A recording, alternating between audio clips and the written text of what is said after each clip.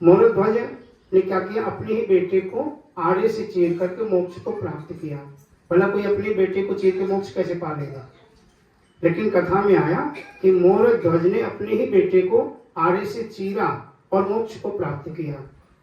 कहते हैं कि मोरध्वज ऐसा दानी हुआ कि केवल धरती पे नहीं, स्वर्ग में मोरध्वज की चर्चा करने लगी कि मोरध्वज जैसा कोई दानी नहीं है। दानी भी दो प्रकार के होते हैं। एक होता है 100 रुपए भंडारे में दिए, ढिंडोरा पीट रहे पूरी गली मोहल्ले में, मैंने पूरा भंडारा करवा दिया। और काफी लोग ऐसे होते हैं कि पूरा भंडारा करवा देते, पता ही नहीं चला किसने करवाया है।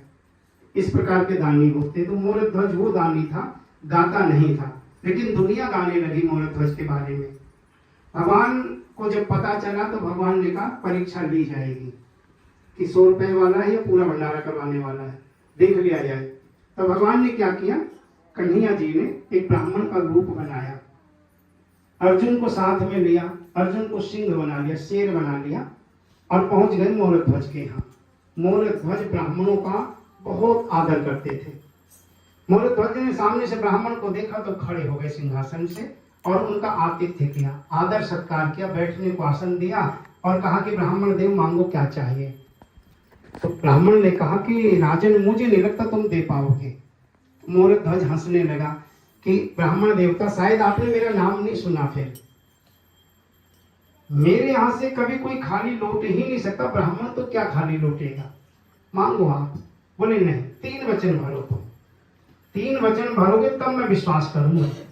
मोरध्वज ने कहा 3 वचन भरता हूं, ना निभाया नरक में जाऊं, मांगो आपको क्या चाहिए। तो ब्राह्मण ने कहा कि ये जो शेर देख रहे हो ना, बहुत भूखा है और बहुत दिनों का भूखा है, बहुत कुछ दिया इसको खाने, खाता ही नहीं है, इसकी तो जिद है मनुष्य का मांस खाऊंगा। और राजन वो मनुष्य कौन है, तुम्हारा बेटा, और मुझे पता है तुम्हारे एक ही बेटा है, इकलौती संतान है तुम्हारी, इसकी तो जिद है बस मोरध्वज के बेटे को खाऊंगा, वचन दे चुके हो, इसलिए अपने बेटे को डाल दो मेरे शेर के आगे। मोरध्वज के पैरों तले से जमीन सरक गई, वचन दे चुका हूं, अब क्या करूं। लेकिन फिर भी मोरध्वज ने हाथ जोड़ के कहा ब्राह्मण देव, जितना अधिकार मेरे बेटे पे मेरा है ना, उतना उसकी माँ का भी है, मेरे अकेले का अधिकार नहीं है, एक बार उसकी माँ से पूछ लो। रानी ने हाथ जोड़ के कहा कि महाराज क्यों शर्मिंदा कर रहे हो, आपका पुत्र है, आपका आत्मज है, आपको स्वर्ग में ले जाने वाला है ये, इसीलिए मेरी तरफ से तो समर्पित है, लेकिन जितना अधिकार हम दोनों का उस पे है उतना उसका खुद का भी तो है, एक बार उससे पूछ ले। बेटे ने चरणों में दंडवत प्रणाम किया माता पिता के और कहा कि वो बच्चे धन्य होते हैं जो अपने माँ बाप के लिए समर्पित हुआ करते, मैं तैयार हूं।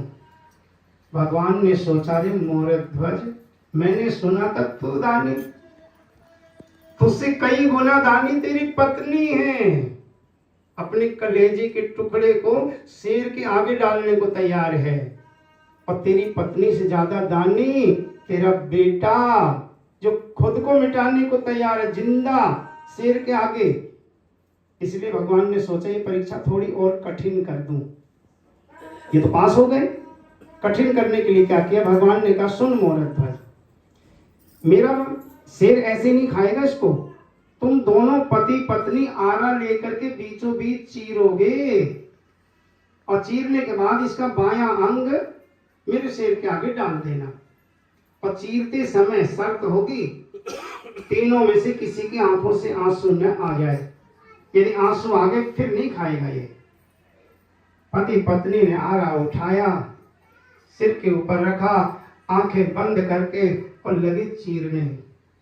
थोड़ा ही चीर पाए थे, बच्चे के दाहिने अंग से आंसू गिरने शुरू हो गए, धार बहने लगी आंसुओं की। और भगवान ने कहा बस मोरध्वज, तू झूठा, तेरा वचन झूठा, अब नहीं खाएगा मेरा शेर, क्योंकि इसकी आंखों से आंसू आ गए।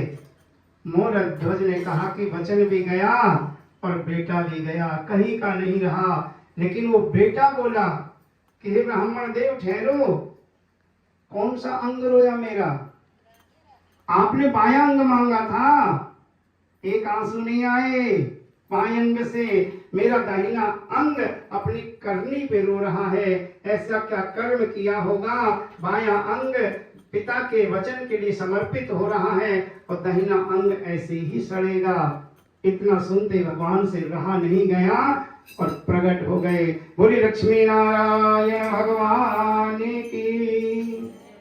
तो वास्तव में ऐसे ऐसे दानी भारतवर्ष में हुए। वही कथा में आया कि आगे चल करके साधु नाम का वैश्य मोर ध्वज बना, अपने पुत्र को आगे से चीर कर मोक्ष को प्राप्त किया। बोली लक्ष्मी नारायण भगवान की।